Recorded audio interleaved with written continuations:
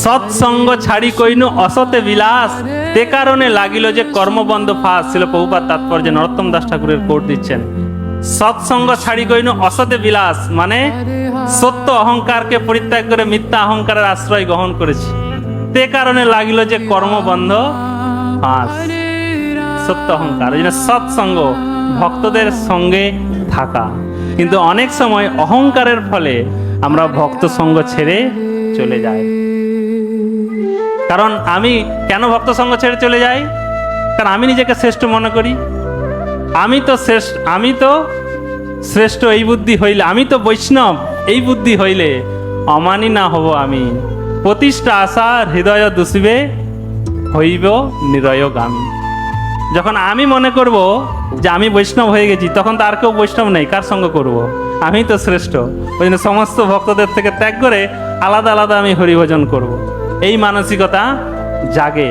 সেই জন্য ধ্রুব মহারাজ ভগবানের কাছে প্রার্থনা করে বলছেন, ভক্তিং মোহ প্রভবতাং তৈ মে প্রসংয়ম ভূয়াদনন্ত মহতাম অমলাশয়ানম যেন অঞ্জসা উল্বনম উর্বেশনম ভবাব্দিম নিঃসে ভবৎকথামৃত পানামৃতম পাণম মত্যম।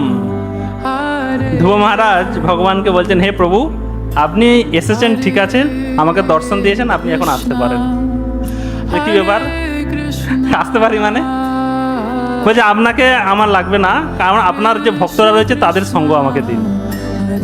বলছে কেন আমার সঙ্গ লাগবে না, ভক্তদের সঙ্গ লাগবে?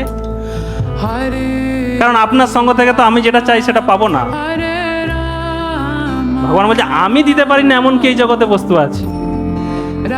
বলছে কেন, আপনার কথা কোন ভদ্রলোক তার নিজের মহিমা কীর্তন করতে পারবে?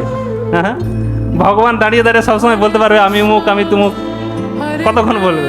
কোন বলছে ভদ্রলোকেরা কখনো নিজের গুণগান কীর্তন করে না। আর আপনি তো সবচাইতে বড় ভদ্রলোক, আপনি কি করে আপনার মহিমা কীর্তন করবেন? তাই আপনাকে লাগবে না।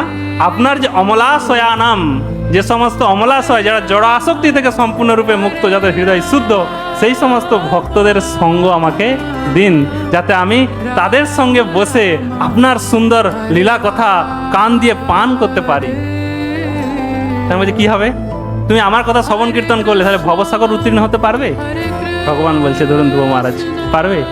বলছে যদি আমি আপনার লীলা কথা শ্রবণ কীর্তন করি, এক চুটকিতেই ভবসাগর উত্তীর্ণ হয়ে যাবে। এই জগতের কোনো ক্লেশ আমাকে প্রভাবিত করতে পারবে না। এখানে বলা হয়েছে উলবনম ভয়ঙ্কর, ব্যাসনম কষ্টকর, ভবাব্দিম এই সংসার সমুদ্র মাৎসর্য দেশ হিংসায় পরিপূর্ণ। যদি আমি আপনার কথায় রমে থাকবো তাহলে এই সমস্ত বিষয়গুলি আমাকে স্পর্শও করতে পারবে না, কারণ আমার অবস্থা ঠিক নেশাখোর মাতালের মতো।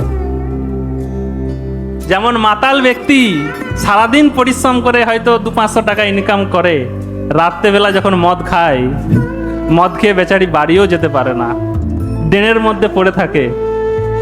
আর ড্রেনের মধ্যে পড়ে থেকে সে মনে মনে ভাবে আমি স্বর্গরাজ্যে গিয়ে নন্দন কাননে উর্বশীর সঙ্গে আনন্দ উপভোগ করছি।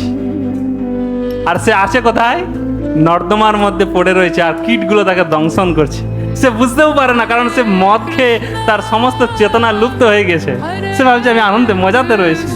ঠিক তেমনি হে প্রভু, আমার অবস্থা ঠিক সেই নেশাখোরের মতো। আপনার কথা ভগবত গুণা কথা মৃতপান মত্তেই, আমি আপনার কথা শ্রবণ কীর্তনে উন্মত্ত নেশাখোরের মতো হয়ে থাকবো। তাই এই জগতের ক্লেশ আমাকে স্পর্শ করতে পারবে না। তাই আমি চাই হে প্রভু আপনার সেই ভক্তদের সঙ্গ করতে। আর আমরা কি চাই? ভক্ত সঙ্গ থেকে দূরে সরে যেতে।